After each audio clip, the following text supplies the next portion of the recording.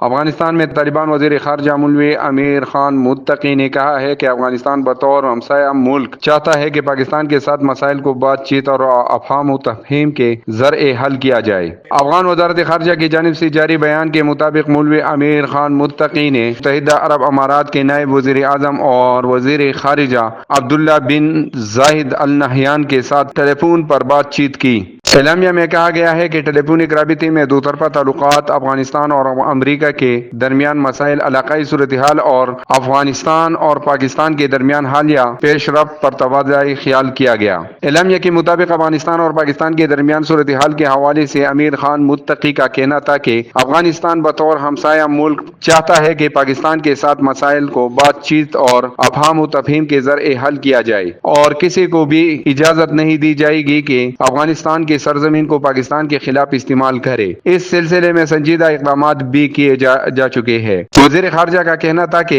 پاکستان کے خلاف افغانستان کے تمام فوجی اقدامات دفاعی تھے اور وہ جارحیت کی صورت میں اپنے جائز دفاع کا حق محفوظ رکھتا ہے۔ اماراتی وزیر خارجہ نے کہا کہ پاکستان اور افغانستان کے درمیان کشیدگی کو کسی بھی فریق کے مفاد میں نہیں سمجھتے اور امارات مسائل کے حل کے لیے اپنی کوششیں جاری رکھے گا۔